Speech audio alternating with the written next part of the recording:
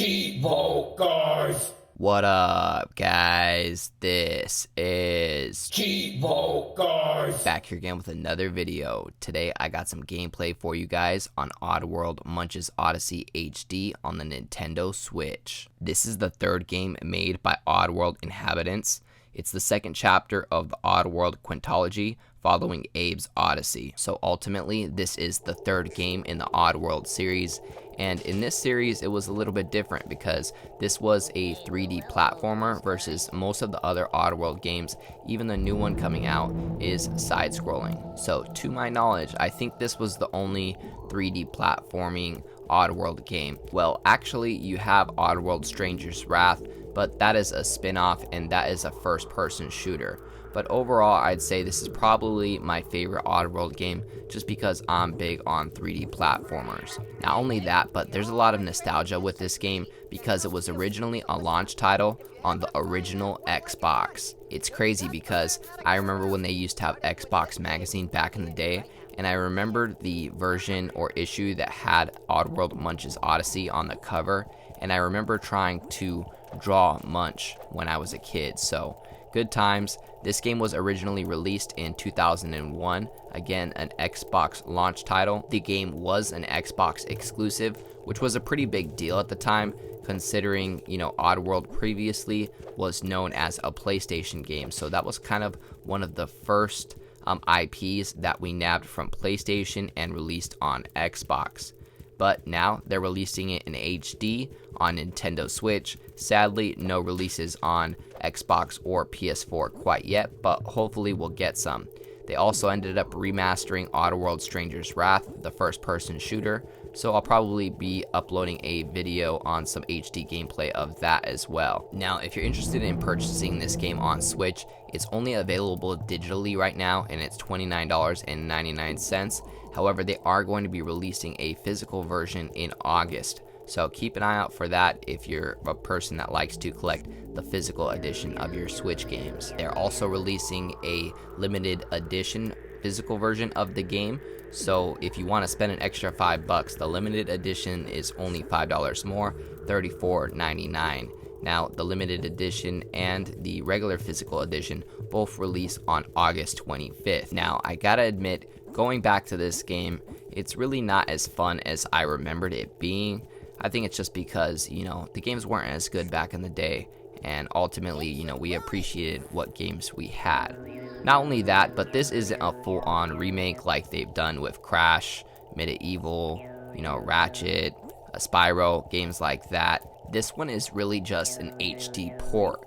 So the game does look a little bit better while you're playing it, but some of the sections of the games, like the cutscenes for instance, really look outdated. They didn't update the cutscenes at all. They kind of just put them in the middle of this HD port, which, kind of is a turnoff, put a bad taste in my mouth, because I think it would have been a lot better and ultimately worth it if they would have dedicated some time to remastering those cutscenes, because then they could have used them in the HD trailers and ultimately more people would have ended up buying this game. So especially because the game starts off with a cutscene, and you're expecting an HD remake, and you start off with this outdated cutscene with bad graphics, and again, it just puts a bad taste in your mouth to start off the game. But once you actually start playing the game, you realize that the graphics are a little bit better in terms of gameplay. All of the textures are updated, so it does look a lot more clean, no pixelation or graininess. It all looks pretty solid. The thing is that, ultimately, they could have done some more work on these textures because they still don't look great. So real quick, let's talk a little bit about what's going on in the game. So the game has these little green items that you can pick up called spooses. Now, once you collect these spooses, you can actually hold ZL, which is pretty much the left trigger, to regrow the spooce so you could recollect it. Now, you have to go turn in these spooses at the spooce locks, and traditionally, when you turn in all of the spooses, you will unlock a new area. For instance, this time it opened the gate, and I advanced to the next part of the level. I'm really disappointed this didn't come out on Xbox, guys. This was an Xbox exclusive launch title on the original Xbox. I think we may have this game via backwards compatibility. Correct me if I'm wrong, but we do not have access to the HD remake. Because trust me, I'd really prefer to be showing you guys this game and footage on Xbox, and hopefully if they do end up releasing it on Xbox and PS4, we get some achievements and trophies to go with that. That way we can get, a full completion or platinum trophy rather than just playing it on the Switch for some nostalgia. Those that are familiar with the Oddworld series know that ultimately this game is about controlling your peers. So what you can do is, you can take control of your fellow Mudokons. That's what they're called. You can walk up to one and introduce yourself and it will start following you. To do this, you walk up and press X. And if you press Y, they will stay still. So in sections of the game where we're playing as Abe, we're going to have to control our fellow Mudokons by telling them to follow us, stay, and then ultimately work. We can have them work by pressing A. All you have to do is make sure that you and your Mudokon are close to a chant circle. If you press A, that will indicate them to start working, and they will stand in the middle of the chant circle and start chanting, and they will use their magic and ultimately get you to the next part of the level or open the gate, whatever it is. I've actually been really pumped up for the new Oddworld game that's coming out. It's called Oddworld Soulstorm. They teased it like a year or two ago, and they finally showed some gameplay footage in the latest PlayStation conference. Now, ultimately, it is going to be coming out on Xbox as well, but sadly, it is going to be a side-scrolling game. I was really hoping it was going to be a 3D platformer style of Oddworld, kind of like here in Munch's Oddysee. However, it is going to be a side-scrolling game. Now, I've actually watched a video interview on the creator of Oddworld, and he mentions that he feels it's easier to tell a story, specifically an emotional story, in a side-scrolling game. So, not too sure how it's easier to tell a story or emotional story in a side-scrolling game, but I mean, ultimately, if you think about some of the best or emotional side-scrolling games, you think about games like Ori, so maybe he's right, but ultimately I was hoping for a 3D platformer. Now, as you can see, I'm trying to get to this Smooth Lock over here, but I do not want any of my Mudokons to touch any of these mines and blow up, so I had them stay over there, and I'm going to come over here and press this button. Now, this is going to open up one of the wells. It appears that I can press B to jump inside of the well, so let's go ahead and do that.